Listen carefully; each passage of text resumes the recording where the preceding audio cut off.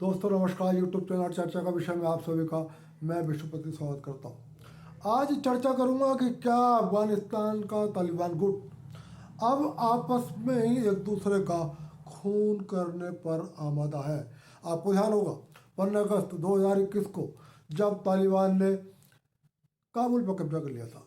दरअसल अमेरिकी सेना निर्धारित समय से 30 दिन पहले काबुल को छोड़ गई थी और जाने से पहले उन्होंने अपने 6 अरब डॉलर के हथियारों को अफगानिस्तान में छोड़ दिया था। हालांकि उन्होंने जाने से पहले इन हथियारों को निष्क्रिय कर दिया था और इसमें एक जाम का बटन होता है, उससे उन्होंने उनको जाम कर दिया था ताकि तालिबान इन हथियारों का इस्तेमाल न कर सके। जब तालिबान ने अफगानिस्तान पर कब्जा किया उस समय मूल रूप से 3 तालिबान गुट थे जो तालिबान में शामिल थे। एक मुल्ला बरादर का गुट था, एक मुल्ला बरादर के बेटे मौलवी याकूब का गुट था और तीसरा सिराजुद्दीन हक्कानी का गुट था। इसमें से मुल्ला बरादर का गुट बहुत कमजोर था, उसकी ताकत ना के बराबर थी, लेकिन उसके बेटे मुल्ला याकूब का गुट बहुत शक्तिशाली था। उसके पास बहुत सारे सैन्य लड़ाके थे। और जो तीसरा गुट था सिराजुद्दीन हक्कानी, उसके ऊपर पाकिस्तान की खुफिया एजेंसी ISI का बुरा धस था। तो वो पाकिस्तान की सेना के प्रभाव के कारण और पाकिस्तान की खुफिया एजेंसी ISI के प्रभाव के कारण याकूब गुट पर भारी पड़ता था। दोस्तों जब इन्होंने काबुल पर कब्जा किया तो लगा शायद तालिबान कम से कम अब खून खराबा बंद करेगा। हालांकि यह निश्चित था कि अफगानिस्तान की जनता के बुरे दिन आ गए। अफगानिस्तान में शिक्षा स्वास्थ्य को लेकर स्थिति खराब हो जाएगी और अफगानिस्तान में मास लेवल पर लोगों के कत्लेआम भी हो सकते हैं। जब तालिबान ने कब्जा कर लिया काबुल पर तो उन्होंने कहा कि हमने मास लेवल पर लोगों को माफ़ी देने का निर्णय किया। मतलब हम किसी को भी अमेरिकी सेना का साथ देने के आरोप में या 15 अगस्त 2021 तक तालिबान का विरोध करने के कारण किसी को दंडित नहीं करेंगे। लेकिन तालिबान अपने इस वादे पर खरा नहीं उतरा और उसके बाद उसने सैकड़ों नहीं हजारों लोगों को फांसी के फंदे पर लटकाया, हजारों लोगों को जेल में डाल दिया, हजारों लोगों के हाथ और पैर काट दिए। लेकिन दोस्तों शायद इन इस्लामिक गुटों की एक खासियत है, जब सामने कोई और लड़ने को नहीं होता तो ये आपस में एक दूसरे का खून पीने के लिए आमादा हो जाते हैं। फिलहाल तालिबान में मुझे ऐसा ही होता हुआ प्रतीत हो रहा है। उसके बाद जब तालिबान में सरकार का नियंत्रण बना तो तालिबान के प्रधानमंत्री चुने गए, मुखिया चुने गए हवातुल्ला अखुंदीजादा। ये मौलवी याकूब गुट के थे। मुल्ला बरादर गुट को लगभग अलग थलग कर दिया गया था। लेकिन तब एक सवाल था कि काबुल पे कब्जा किसका होगा। ये मौलवी याकूब गुट कंधार गुट कहलाता था क्योंकि ये लोग कंधार के रहने वाले थे।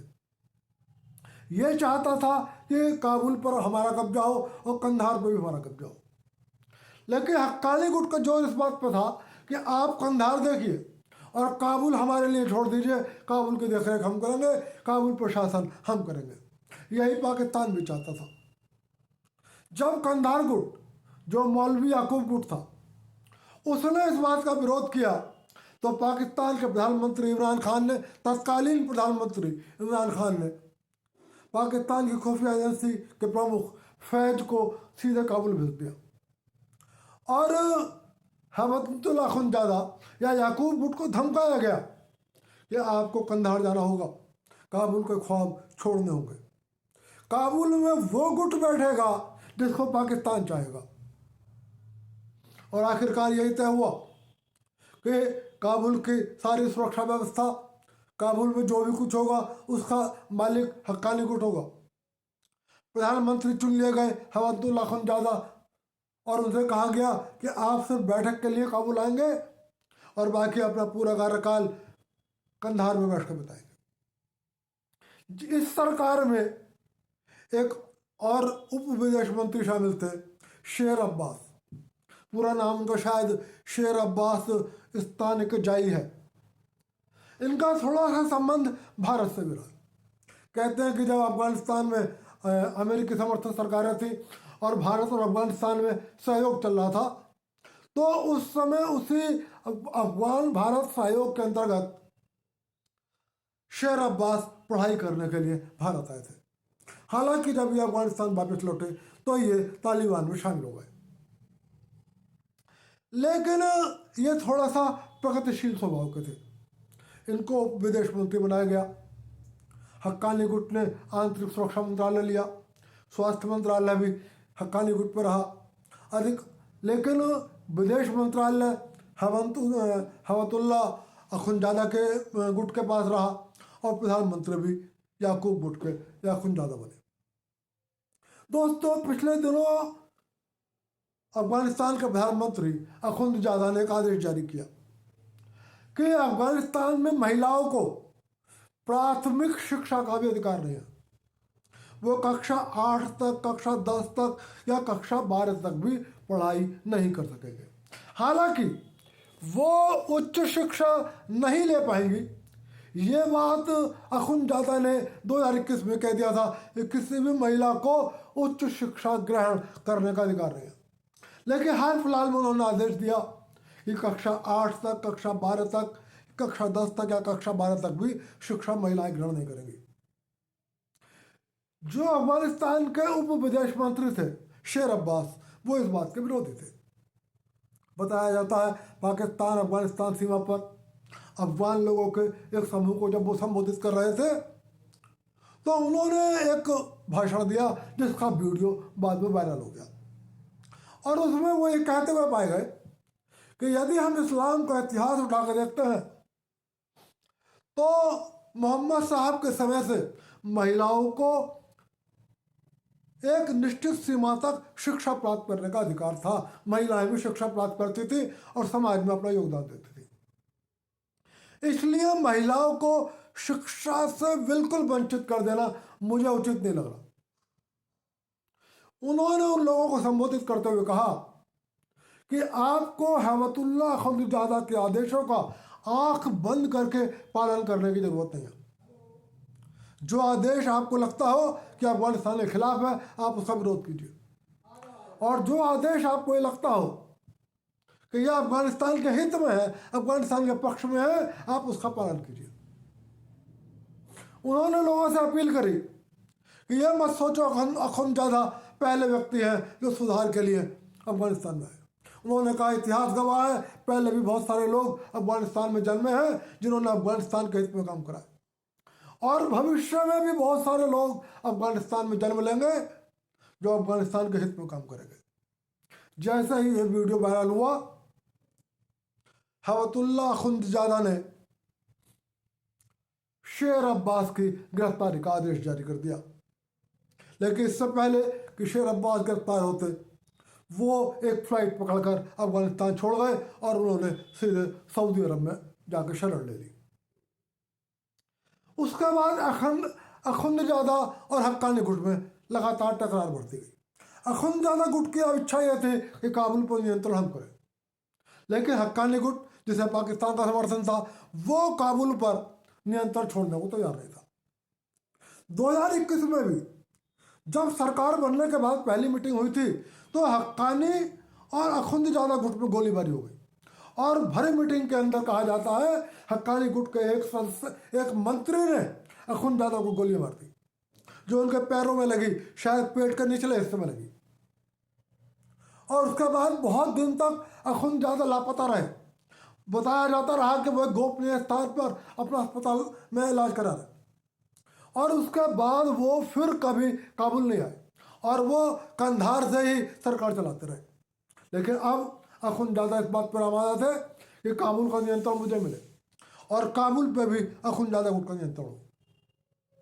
इसी के तहत पिछले दिनों हक्कानी गुट के एक स्वास्थ्य मंत्री थे, जब वो अपने कार्यालय से बाहर निकले तो अखुंजादा के लोगों ने उनकी गोली मारकर हत्या कर दी, और आराम से गाड़ी में बैठकर वो कंधार सुरक्षित वापस पहुंच गए। और उन्होंने बाकायदा ऐलान जारी किया कि हमने अफगानिस्तान के हित में स्वास्थ्य मंत्री की हत्या करी है, यह हत्या किसी और ने करी, यह हत्या हमने करी है, अखुंजादा गुट के लोगों ने करी है।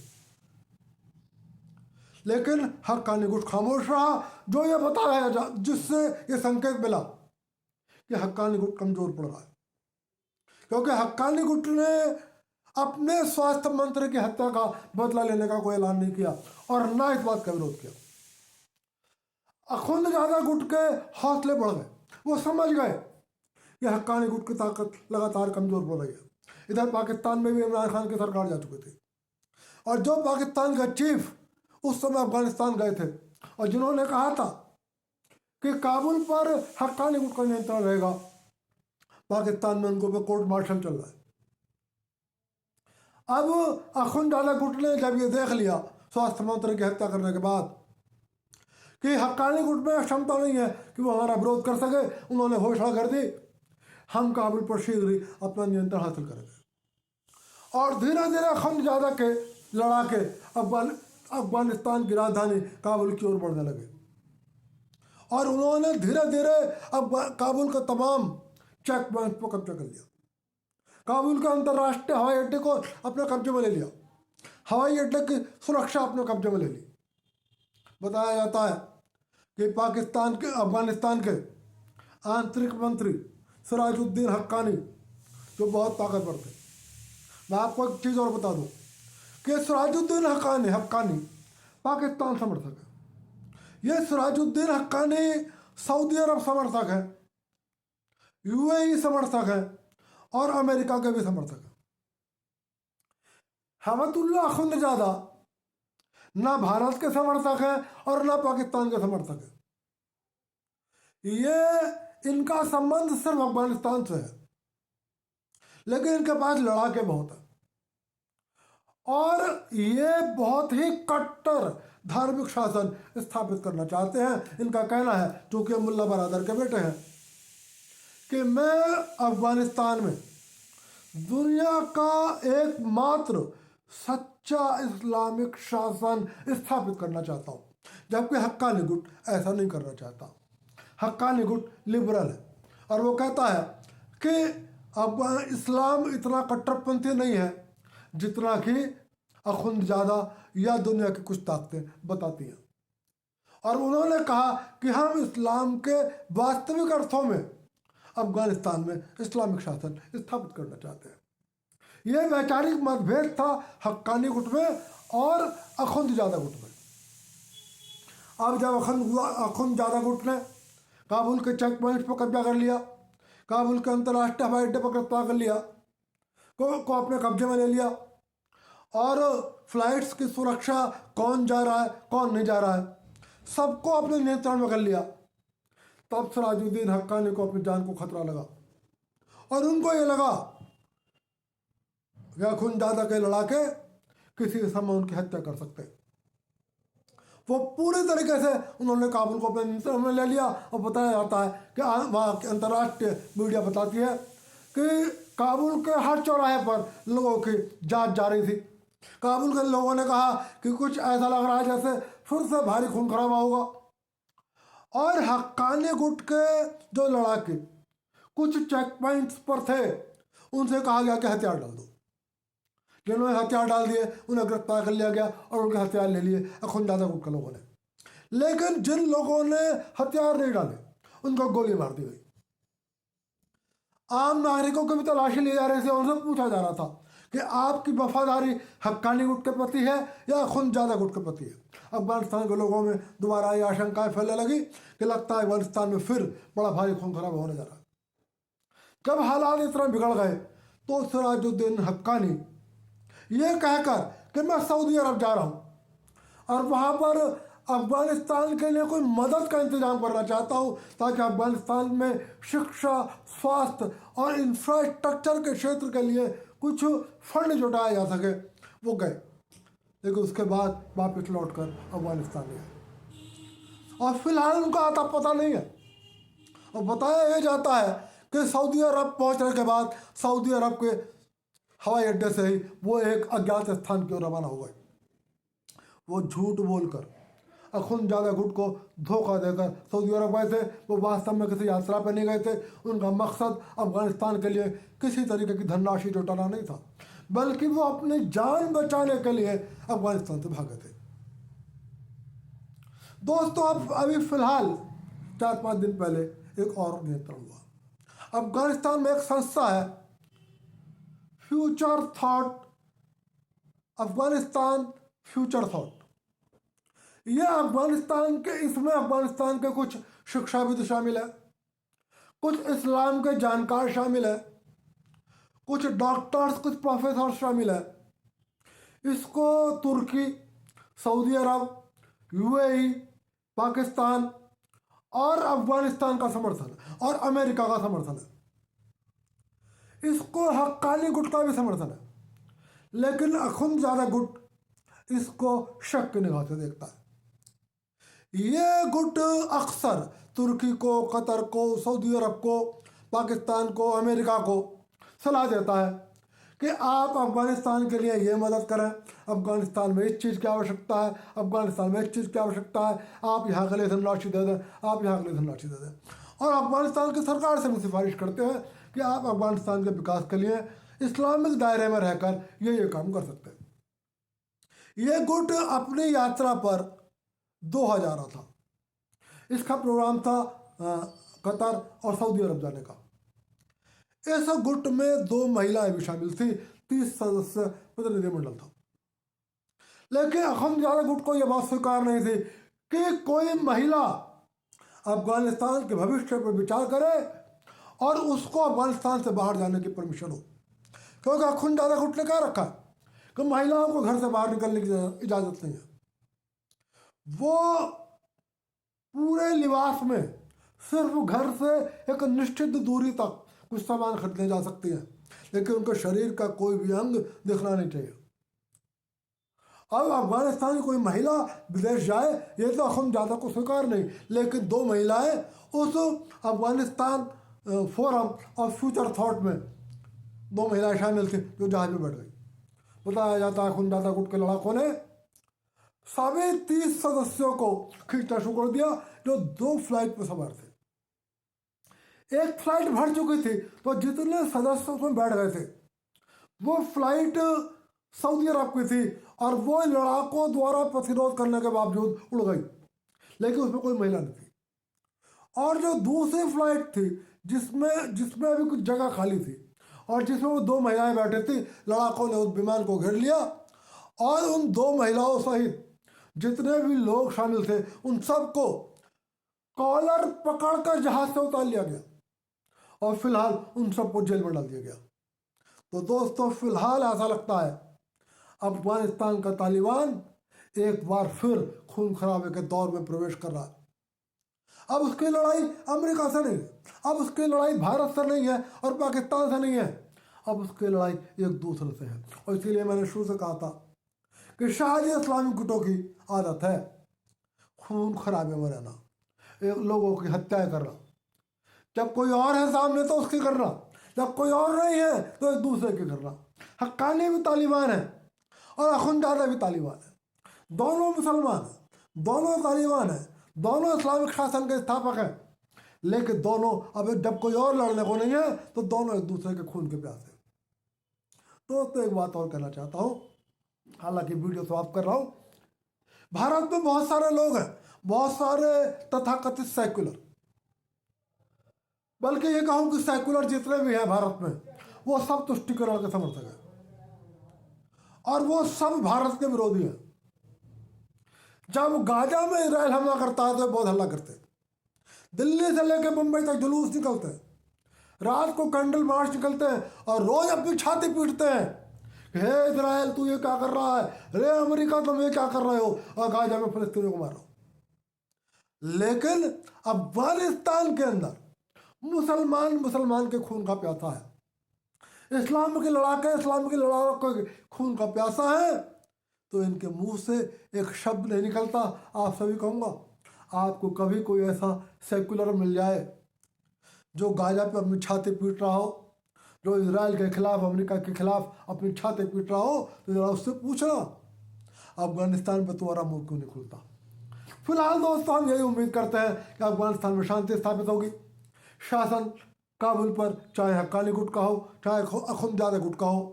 फिलहाल हम यही दुआ करते हैं ईश्वर से कि अफगानिस्तान के लोगों को शांति मिले, उन्हें अच्छी शिक्षा मिले, अच्छा इंफ्रास्ट्रक्चर ढांचा मिले और अच्छा स्वास्थ्य मिला करे। और ईश्वर से यही प्रार्थना है कि हक्कानी हो या अखुनजाना गुट हो, इनको सद्बुद्धि दे कि जब इन्हें काबुल की सत्ता मिल गई है तो ये अफगानिस्तान के हित में काम करें, ना कि एक दूसरे की जान लेने के लिए। दोस्तों, आज की बात यही समाप्त कर रहा हूँ और आपसे निवेदन कर रहा हूँ, वीडियो पसंद आए तो लाइक कर देना, चैनल को सब्सक्राइब कर देना। आप सभी को विश्वपति का नमस्कार।